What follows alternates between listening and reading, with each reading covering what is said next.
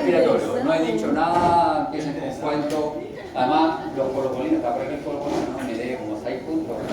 Sí, bueno, me apostaron que ganara Chile y la Chile perdió con el Club Deportivo Coquimbo, como de tercera. No, pues es que no, usted debe traer mala suerte a la Chile, si ustedes son inconfinables, más de fútbol ustedes. Cada que va a ganar la Chile pierde. Ya. Estamos jugando. Señores, aparato respiratorio. Tiene por función proveer de oxígeno a la sangre y eliminar el dióxido de carbono. Entonces su función es de intercambio. Por lo tanto, a nivel funcional, estimada señorita, a nivel funcional, ¿qué esperaría usted encontrar en la parte funcional del aparato respiratorio donde se realiza esta función? El intercambio de oxígeno y dióxido de carbono entre la sangre y el aire. ¿Qué estructura epitelial esperaría encontrar ahí? De todos los epitelios que hemos revisado. Este certamen es, insisto, solo los tópicos que no hemos revisado en el primer certamen. Pero resulta que ahora estamos revisando sistemas, y en los sistemas están los tejidos básicos, por lo tanto no se pueden olvidar los tejidos básicos. Dijimos que los epitelios especializados en intercambio eran epitelios planos, simples, facilitan el intercambio, ¿ya? Ahora, si fuese un epitelio que está absorbiendo elementos, tendría que ser un epitelio o cúbico o cilíndrico con mucha microvellosidad. Epitelio plano simple, entonces en la parte funcional del aparato respiratorio vamos a encontrar epitelio plano simple. Pero no todo el rato estamos nosotros incorporando, realizando este intercambio, ¿ya? Y este intercambio se realiza en una estructura que están acá en la caja torácica, por lo tanto el aire que llevarlo desde el exterior hacia los elementos que están en la caja torácica, que son los pulmones. Entonces tenemos que tener un sistema de conductos de transporte de ese aire. Y esos conductos de transporte del aire, el requisito que le ponemos es que no colapsen, porque si colapsan, dejan entrar el aire. No pueden colapsar durante la inspiración ni durante la expiración. Cuando yo ingreso aire, cuando yo saco aire, tampoco pueden colapsar. Entonces tienen que tener una matriz más o menos resistente y tienen efectivamente una matriz externa de cartílago hialino. Aparece nuestro cartílago hialino. Y a nivel externo, a nivel superior, vamos a tener los conductos nasales, y en los conductos nasales hay una parte especial de este epitelio, porque hay una parte que este epitelio humedece el aire y calienta el aire.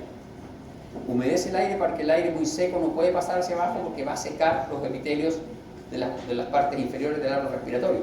Entonces por eso lo tiene que humedecer. Y lo entibia porque resulta que si el aire está muy frío, va a producir colapso de los tejidos que están más abajo. Entonces lo entibia y lo humedece. Y eso ocurre en los cornetes nasales, en la cavidad nasal de los cornetes. Y para eso este epitelio tiene características particulares y está asociado a una lámina propia que tiene también características particulares. Pero no solo eso, porque en este epitelio hay una zona especial, porque no todo ese epitelio es epitelio respiratorio, sino que hay una zona especial que es el epitelio olfatorio, que se dedica a testear, al igual que en la cavidad bucal, están los poros gustativos, acá hay epitelio olfatorio que se dedica a la oloración de los elementos que están en ese aire. ¿Ya? ¿Quién es? ¿Cómo? Oiga, ¿cuál era el que le habíamos llamado epitelio respiratorio? Cuando dijimos los epitelios, hay un epitelio que era, dijimos que era también, se llamaba respiratorio. Tiene uno largo y tiene un nombre, ¿sí?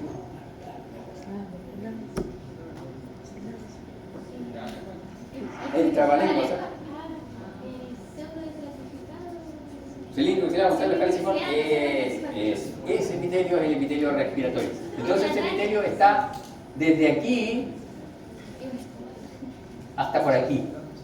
Está ese epitelio. Desde ahí, desde la mitad de la fosa nasal hasta los bronquios, el inicio de los bronquios intrapulmonares. Cuando el bronquio ya se hace intrapulmonar, el epitelio empieza a tener unos cambios para transformarse finalmente en epitelio plano. Entonces vamos a partir de un epitelio pseudoestratificado, cilíndrico, ciliado, con células caliciformes, hasta un epitelio plano. La idea es que aquí, a nivel de los alvéolos, que son las unidades en donde se intercambia el aire, ¿ya? Aquí tiene que tener epitelio plano. Entonces hay una transición de epitelio. Y hay una transición también de la pared del conducto del aire. ¿Por qué? Porque hasta aquí nosotros tenemos conducto de aire, pero aquí aumenta la cantidad de alvéolos. Entonces, aumenta mucho la superficie que hay que inundar con aire.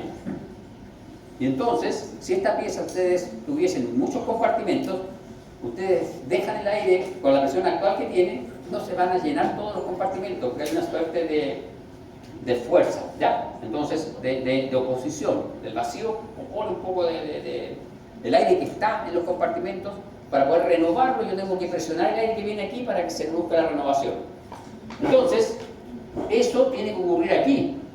Entonces, estos conductos de esta zona de aquí tienen que tener algo especial en su pared para que puedan realizar esa función de comprimir el aire para que entre efectivamente hacia todos los compartimentos. Y aquí en esta zona, ¿se fijan? Ahí están los cartílagos, desaparecen los cartílagos y aparece músculo liso. Y esos bronquiolos se llaman bronquiolos. Esos elementos conductores que se llaman bronquiolos tienen músculo liso en su pared. El mejor ejemplo de esto son estos globos que venden para los cumpleaños. ¿Se han visto unos globos del ratón Mickey? Yo los odio. No es que yo odie al ratón Mickey, también odio al ratón Mickey, pero a los globos yo los odio. Nunca he logrado inflarlos bien, las orejitas del ratón Mickey. Pero tiene un truco, uno lo infla parcialmente y luego aprieta el globo y se infla la orejita. Ese efecto es el que hace este músculo liso. Distribuye el aire hacia la orejita, que son los alvéolos, y se infla la orejita y uno puede seguir inflando el globo de ratón Mickey. ¿Y qué pasa en ese globo de ratón Mickey si uno le deja abierto un poquito la válvula? ¿Qué es lo primero que se desinfla? Las orejas de ratón Mickey, que es el equivalente a los alvéolos.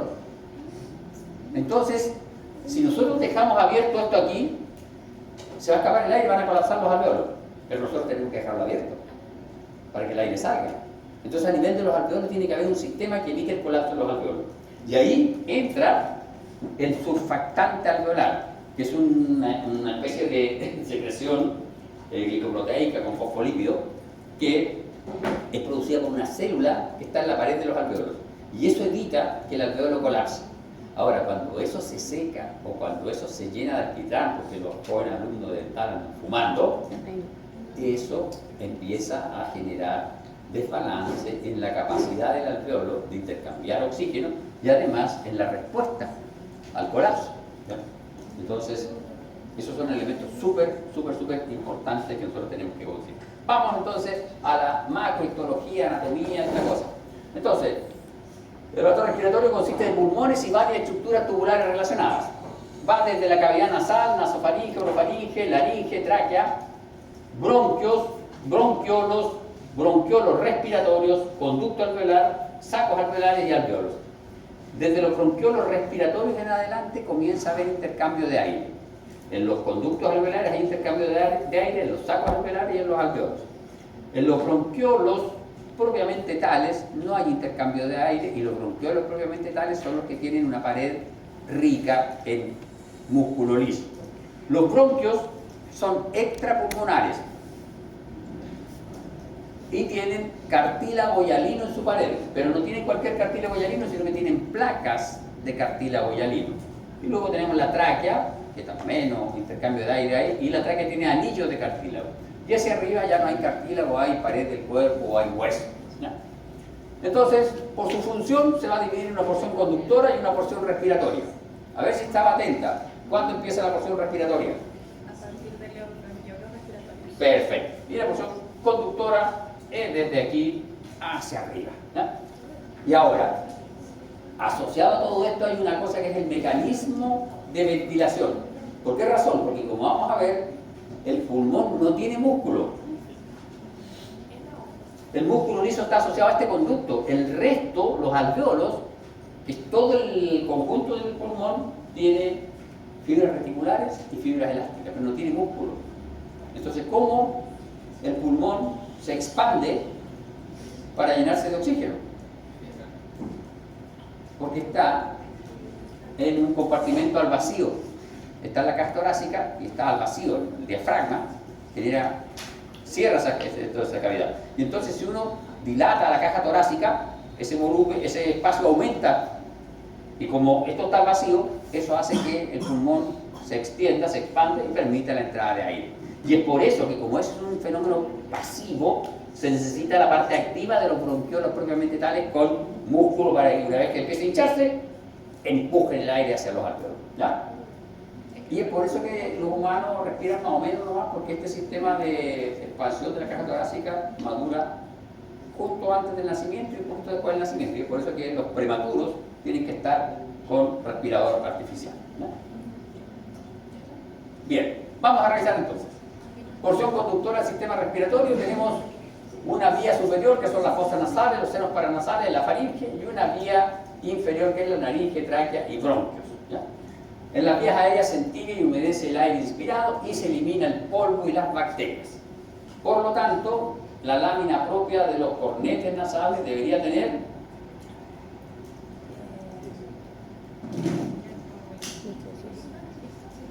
elimina el polvo y las bacterias. La lámina propia de los cornetes nasales, ¿qué debería tener? Mal, acúmulos de linfocitos. Y en algunos casos, nódulos. Recuerden, está en contacto con el exterior, es una lámina propia, húmeda, con un epitelio pseudoestratificado cilíndrico oscilado, o sea, un epitelio delgado, ni siquiera un epitelio estratificado, plano, paraqueratinizado, nada. Un epitelio fácil de romper, ¿ya? Entonces, hay por debajo abundantes linfocitos. Bien, ya acá está. Las fosas nasales se dividen en dos zonas, una región respiratoria y una región olfatoria. Este es el epitelio respiratorio y este es el epitelio olfatorio. El epitelio respiratorio se reconoce porque tiene cilios. Ah, el otro también tiene cilios. Ah, pero el respiratorio, vean, tiene células caliciformes. Este no tiene células caliciformes. Y otro detalle, no sé si ven que aquí los núcleos están como desordenados. Tenemos núcleos así como, no está muy ordenado. En cambio aquí tenemos una capa de núcleos basales, una capa de núcleos grandes y unos núcleos ovoides acá. Tenemos una, dos, como tres estratos de núcleos. ¿Ya? Y lo otro, la lámina propia. Aquí hay una lámina elástica, que es una membrana basal especializada, engrosada, de que hay tejido conjuntivo. Aquí no hay lámina elástica, hay tejido conjuntivo o hay una sino glandular. Esto es una glándula de Bowman que secreta aquí y ayuda a la fijación de las sustancias para la detección de los olores, ¿ya? Entonces, esta lámina propia no tiene glándulas, esta lámina propia tiene glándulas. Este epitelio tiene células caliciformes y los núcleos están desordenados. Este epitelio no tiene células caliciformes y los núcleos aparentemente están formando tres estratos. Así lo reconozco yo. Bien, entonces la zona respiratoria, la región respiratoria comprende dos regiones, el vestíbulo nasal. El vestíbulo nasal es la entrada de la nariz, de las narinas, y tiene epitelio plano, estratificado, parcialmente queratinizado o queratinizado si está muy en el borde externo o más hacia adentro. En la zona posterior el epitelio se hace más delgado, desaparecen los pelos y las glándulas sebáceas. Esos pelos no se llaman pelos, se llaman vibrisas. Los pelos de la nariz tienen un nombre especial, se llaman vibrisas. Vibrisas. Así se llaman vibrisas. Los pelitos son harto más delgaditos y más pequeños, pero son más gruesos que los vellos del brazo. Los del brazo son vellos. Realmente son vibrisas. Son cortitos, pero son más gruesos. ¿Ya? Y tienen glándulas sebáceas asociadas, ¿ya? Estos desaparecen más o menos en pasadito el tercio anterior. Luego tenemos la cavidad nasal propiamente tal y empiezan a aparecer irregularidades en su pared y aparecen los cornetes nasales. Y los cornetes nasales ya están revestidos de epitelio respiratorio. Epitelio pseudoestratificado, cilíndrico auxiliado con células caliciformes, ¿ya? La lámina propia es tejido conjuntivo denso que se continúa con el periósteo de los huesos del cartílago de la nariz. Los cornetes nasales tienen hueso. El tabique nasal tiene cartílago. Más atrás tiene hueso, sí, pero la parte anterior tiene cartílago. Si no, ustedes no lo pudieran mover. No lo muevan mucho, porque el cartílago ya lima, se rompe. Presenta gran cantidad de glándulas seromucosas. Y acá tenemos. Este es nuestro cornete. ¿Y cuál podrá ser la idea funcional de los cornetes nasales? Filtrar el aire. Interrumpir un poquito, complicar un poquito la entrada del aire hacia las vías nasales respiratorias y así, al complicarlo un poquito, hace que el aire pase por todos estos elementos y al pasar por todos estos elementos, por la sección mucosa de las glándulas mucosas que está pegada aquí, se va pegando todo el polvo y anteriormente las partículas más grandes se habían quedado atrapadas en las fibrisas. O sea, pensemos en un polen de una plantita, eso que vuela, se quedan atrapados en las fibrisas. Y aquí empieza a caer el polvo y se entibia nuestro aire y se humedece también. Veamos, este es el hueso, la vécula ósea, este es el tejido conjuntivo. Estos son unos vasos sanguíneos que son senos cavernosos. Estos son senos venosos, ¿ya? Estos senos venosos son súper abundantes aquí. ¿Por qué razón? Porque cuando estos senos venosos se llenan de sangre, esta lámina propia aumenta de tamaño y dificulta más el paso de aire. Cuando uno tiene problemas respiratorios, esto se inflama. Y eso es lo que genera el problema de que uno no puede respirar bien. Y además hipersecreta esta glándula mucosa y eso hace que la nariz se llene de secreción mucosa, ¿ya? Y eso entorpece más todavía el aire. Se entorpece el pasaje del aire porque esta lámina propia aumentó de espacio hacia acá, entonces se redujo este espacio y además hay hipersecreción de secreción mucosa, se complica más todavía. Entonces, la lámina propia, conectivo denso que se continúa con el colesterol. La lámina propia posee una rica irrigación sanguínea de gran importancia, ¿ya? Dado que este sistema tiene capacidad, comillas, eréctil, es decir, este flujo sanguíneo puede aumentar en condiciones fisiológicas y disminuir esto. También si el aire está muy frío, esto también aumenta su espesor, aumenta su vascularización para entibiar más esta cavidad y que el aire se aliente, ¿ya? Y todo eso está obviamente gobernado por el sistema nervioso autónomo. Y acá está nuestra región olfatoria, vean qué lindas glándulas, células basales, células de soporte, y aquí están nuestras células sensitivas. Las células sensitivas son neuronas bipolares. Y esas neuronas bipolares se originan a partir de mitosis de las células basales. Este es un ejemplo de que las neuronas se pueden regenerar en nuestro organismo. Ahora, no todas las personas tenemos la misma cantidad de células sensitivas en los cornetes nasales, no todas las personas tenemos la misma cantidad de epitelio respiratorio. El epitelio respiratorio está en el segundo y tercer cornete y son manchones en los humanos, bien poquito, en un área bien estrecha. Y no todas las personas tenemos la misma cantidad de células y no todas las personas, las células tienen el mismo desarrollo. En cuanto a receptores, entonces no todas las personas tienen la misma capacidad olfativa y no todas las personas son capaces de oler las mismas cosas, que son capaces de oler los otros, ¿ya? La olfacción es bastante compleja. Nosotros vamos a ver un par de cositas de este epitelio, detalles histológicos de este epitelio. No nos vamos a meter con la fisiología o la bioquímica de la olfacción porque eso es bastante más complejo. Bien. En estado fresco este epitelio por eso posee un color pardo amarillento producto del contenido de los gránulos de pigmento de las células de soporte. Estas son las células de soporte. La lámina propia contiene glándulas de Bowman que son de tipo seroso. Es una secreción glicoproteica. De nuevo, ¿por qué glicoproteica? Para que se pueda retener. Para que se pegoteen las cosas porque los azúcares son bien pegotivos. Si no, cómprense uno de esos chupetes y lo botan al piso y luego lo recogen y van a ver que la cosa está nada. ¿Ya? Después no me echen la culpa. A mí sí que verten sus chupetes, es un experimento. La secreción de la glándula de Bowman actúa como solvente para las sustancias aromáticas. Y el epitelio presenta tres tipos de células. Las células de sostén o de soporte presentan abundantes organelas, un núcleo ovalado, hacen contacto con la superficie luminal y presentan cantidad apreciable de microvellosidades. Entonces esta es nuestra célula de soporte. ¿Se fijan? Los núcleos, estos núcleos de aquí son una célula de soporte. Ahí está mi núcleo. Ahí están mis microvellosidades. Son células cilíndricas, van desde la base hasta arriba, ¿ya? Luego tenemos las células olfatorias. Son neuronas bipolares que presentan su dendrita orientada hacia la superficie apical. Esta dendrita va hacia acá. Pero esta dendrita aquí tiene una especie de dilatación y desde esa dilatación salen cilios olfativos. Y esto es así más o menos. Si ustedes lo ven desde arriba, esta dendrita es así. Está la dendrita aquí y los cilios hacen eso.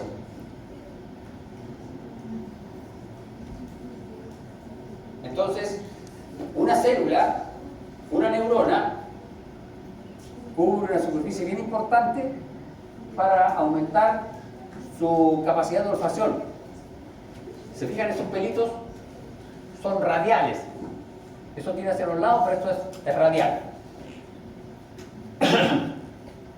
Y el axón sale hacia el estrato basal y forma el bulbo olfatorio, forma los axones del bulbo olfatorio. Y estos axones son bastante grandes y forman unos filetes bastante grandes, ¿ya?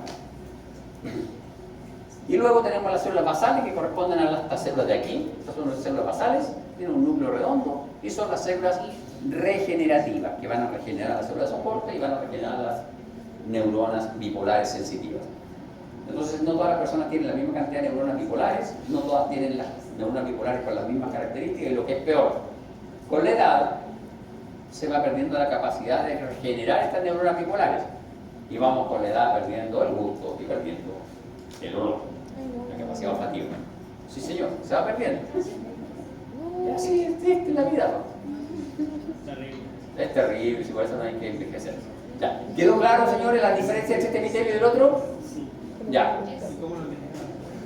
Y acá está el esquema de cómo funciona esto. ¿Se fijan? Acá están nuestras neuronas olfativas. Aquí están sus axones, hacen contacto con los somas de las neuronas del bulbo olfatorio que van a enviar hacia corteza las señales olfativas. ¿Ya? Bien. Veamos ahora los senos paranasales. Están revestidos de epitelio respiratorio que se diferencia de las fosas por ser un poco más delgado, un poco menos alto. La lámina porque es muy escasa y carecen de glándulas. Estos senos, frontal, seno etmoidal y seno maxilar, algunas veces se inflaman y producen dolores y mucha gente tiene dolores en esas cosas y esto es lo que está asociado a la sinusitis. La verdad que en fisiología podrán ver más detalles, en histología los detalles que hablan son solo eso, la ubicación y el epitelio. Aparentemente no tendrían más función que distribuir aire, serían una especie de reservorio de aire, equilibrar los volúmenes de aire en la cavidad nasal. Bien, vamos caminando hacia la tráquea y tenemos la nasofaringe, la orofaringe y la laringofaringe. La nasofaringe presenta epitelio cilíndrico pseudoestratificado, en su lámina propia posee glándulas. La orofaringe está revestida de epitelio estratificado, plano, no queratinizado. Eso está aquí, miren. Aquí, ¿ven? Orofaringe, estamos ahí. ¿Por qué tiene epitelio estratificado plano? Porque ahí se comunica con la boca. Entonces en esa zona no puede haber epitelio respiratorio porque si uno se come, por ejemplo, un membrillo muy duro y no lo mastica bien, se puede romper el epitelio en esa zona. ¿No? Pero es una pregunta. Perfecto. Sí, bien. Y cuando alguien se trae una espina de pescado. No, esas generalmente van hacia el esófago, pueden quedar en la glotis ahí clavaditas, ¿sí? Y estirar la laringofaringe está revestida de epitelio estratificado plano no queratinizado. Bien, ¿qué pasa con la laringe? La laringe tiene epitelio respiratorio, ya tenemos epitelio respiratorio en una de sus caras, la otra cara tiene epitelio queratinizado, plano no queratinizado. Lo interesante de la laringe es la lámina propia, que tiene un tejido conjuntivo laxo, muy rico en fibras elásticas, y además esta mucosa es muy sensible en los niños y tiende a inflamarse mucho, ¿ya? Y dificulta el paso del aire. No tenía más. ¿No? Ah, no, tenemos. No, pero ¿cómo que no? Su certamen.